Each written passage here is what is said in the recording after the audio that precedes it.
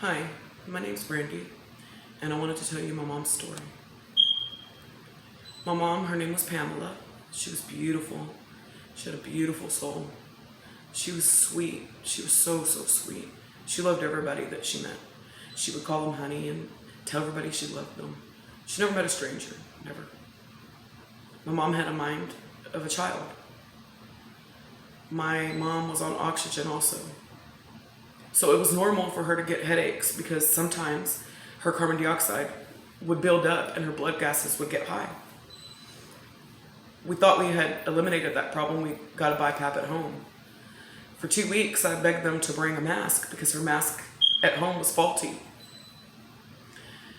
They finally delivered it, but it was a little too late. It was a week after she passed away. My mom, she died from COVID, but not the virus. She died due to COVID procedures. I called the EMTs. This was on May 11th. It was my 5-year-old's birthday. She had a headache. I called the EMTs to check her oxygen out. They came out, they checked it. They said that she was normal, 97%, which was great for my mom. Also, her blood pressure was great. Her heart looked good.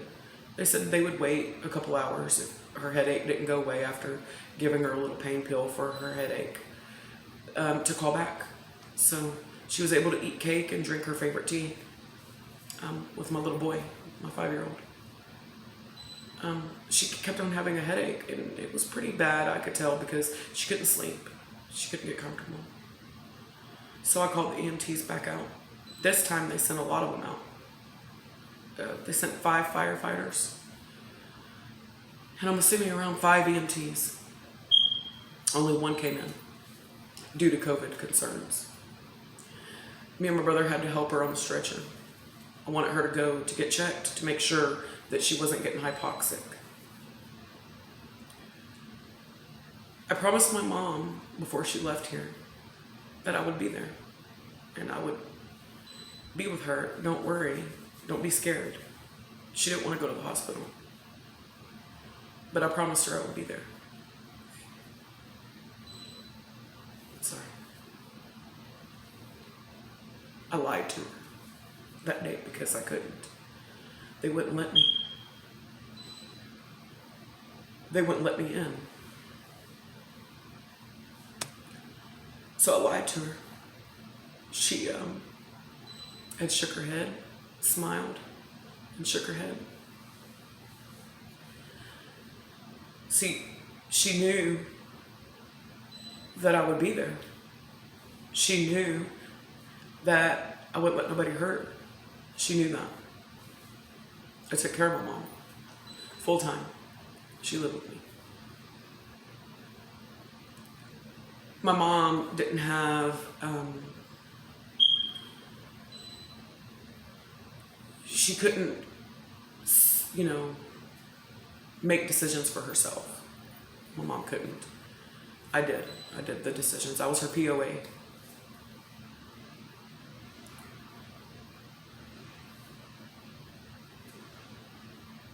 I'm sorry. I'm gonna try to get through this video, guys, where I can tell y'all what happened. And then, so please forgive me if I break down or I stop in between, okay? It's hard for me. I would never see my mom alive again after they took her. I would never see her smile again. I would never hear her say, "I love you" again after this day. You see, COVID took my mom, but not the virus. She got to the hospital, they put her probable COVID from her chest x-rays. They vented her right away. They put her on a ventilator right away. And did a COVID test after me telling them there was no way that she had COVID. There was no way possible. I had shut it down here. I didn't allow no visitors. I did not want her to get COVID because I knew it would kill her. I did every precaution they told us to. I knew she had never been exposed to COVID. I explained this to them. They didn't listen. They put her on the ventilator. She never coded. She never had a code. None of that. It was procedure, they told me. They put her on the COVID floor. I got mad. I asked them, why would you put her on the COVID floor if you don't even have her test back? It was procedure. The nurse got upset with me. Her name was Shelley. And because I was mad that she was on the COVID floor, she put me on the phone with the charge nurse. The charge nurse then told me they treat for COVID first. If and when the test comes back negative, then they will treat the underlying condition. It took me a lot of phone calls to finally get a doctor to even call me back, to explain to me why they done this. Why did they put her on the ventilator? Nobody asked me my permission to put her on the ventilator. She didn't code. So why? They called me. The doctor finally called me back. They explained to me that it was procedure and that she was fine and she'd be off the ventilator within 24 hours and her blood gases were already coming down. She would be home back with me by the end of the week. This was on a Monday that she had went in. This was a Tuesday that we're talking now, that I'm finally talking to the doctor. And he says, well, she'll probably be home by the end of the week. She'll be off the vent within 24 hours. So I asked him again, please, can I go up there with her? Please. No, he said it was not possible. I threatened to go. I said, I'm going to go anyway. I'll go to jail. They said, well, we'll call the police.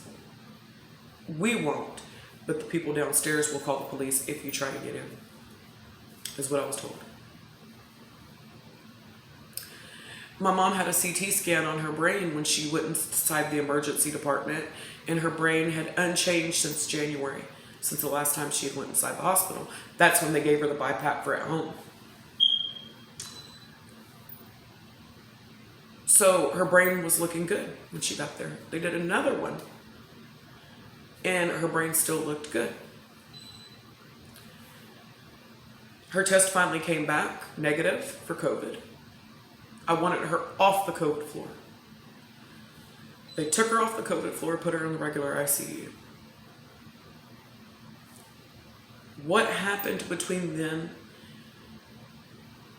her going off the COVID floor to the regular ICU floor, I don't know. I don't know what happened. I wasn't there. I wasn't able to be there with her. The nurse told me she had opened her eyes for 5 minutes. I don't know if she was looking for me, if she was scared, what she was thinking, but then she shut up. She didn't respond after that. I asked them to do an MRI because the MRI is more detailed. They said they would finally do an MRI. They didn't do an MRI at first because they thought she had COVID. They were doing the CT scans at bedside. They didn't want to put her in the MRI machine, obviously, because they thought that she had COVID. But when that came back negative, then they agreed to do an MRI on her. She was not responding, so they ordered her EEG also. Now, mind you, the doctor's telling me that she's okay and she'll be back with me by the end of the week. The EEG came back flat. The MRI came back that her brain basically exploded down in her neck.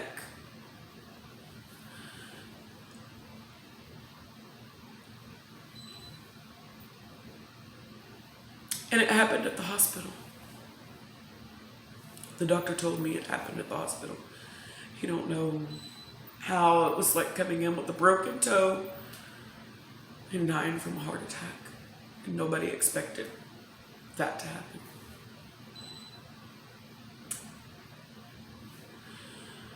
You see, they didn't allow me there to advocate for Mom.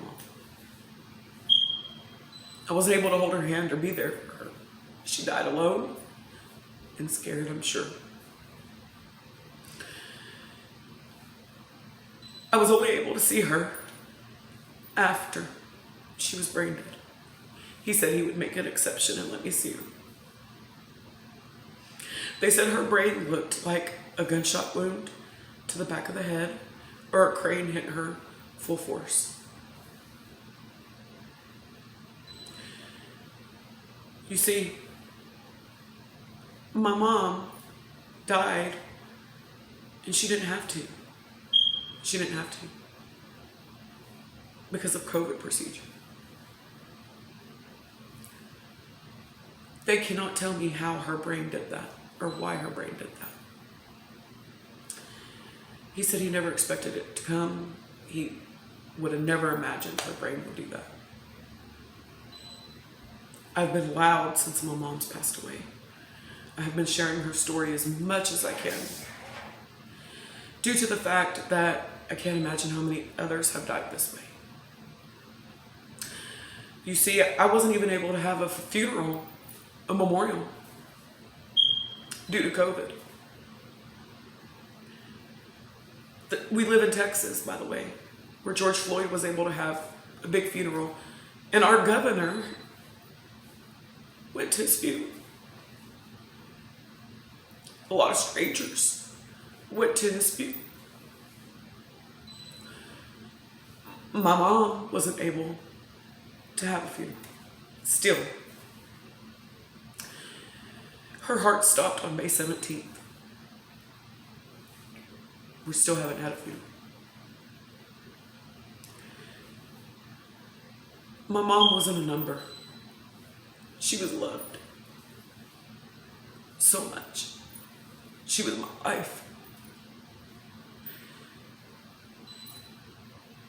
I'm sorry.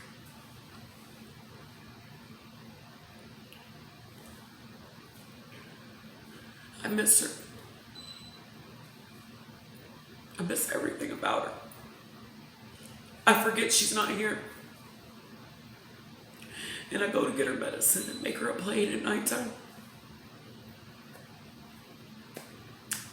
And I remember she's not coming back. I'm sorry. I need y'all to see what this can do. It hurts. And I'm a very strong person. I've always been able to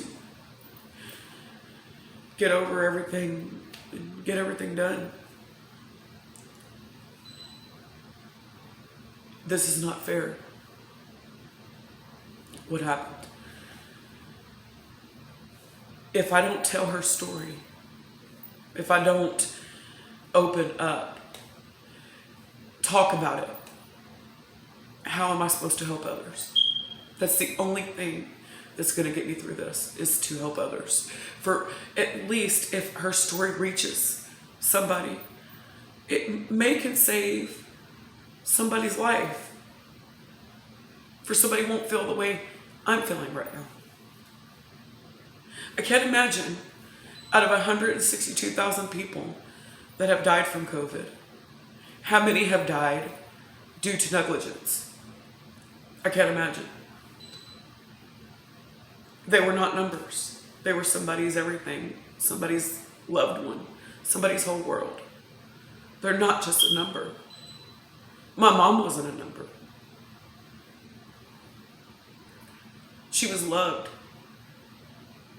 So, this is why I'm making the video. This is why I'm sharing her story. This is why I'm loud every day on my media platforms, because I've told it every day since she's passed away. I'm going to continue to tell it until somebody hears me and somebody listens.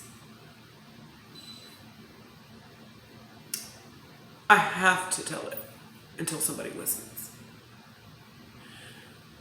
My mom, if you would just have known her, you would have known what a beautiful person she was. And she was innocent, like, didn't ever get in trouble. She was just an innocent person. So, please, we gotta make change, because people don't need to die alone. They don't need to be alone in the hospitals. They need somebody there to advocate for them. It is their right. It's not right the way my mom had to go by herself, alone, scared. That's not right. So please, share this if you can. If you know anybody that has went through this, like my mom, please send them my way. I will help them with whatever I can. We have to get change. We have to have change. We have to. Otherwise, I can't imagine how many others can go this way. So please do me a favor and share this. And if you know anybody that needs help, somebody that's been through this, please send them my way. I will help them with whatever I can help them with. But this needs to be talked about. This really needs to be talked about. It's very important. If I could just help one family not feel the way I feel, then it'll be worth it. Not her death, obviously, but sharing her story. I would love for her to be here with me. I miss her. The only thing that came out of this is she was able to save 2 lives from donation. And she was able to restore somebody's vision.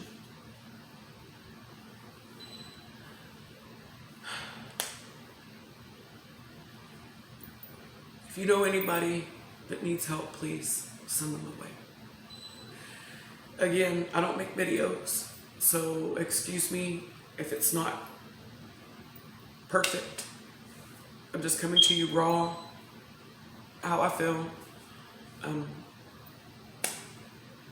And thank you for listening. Thank you so much.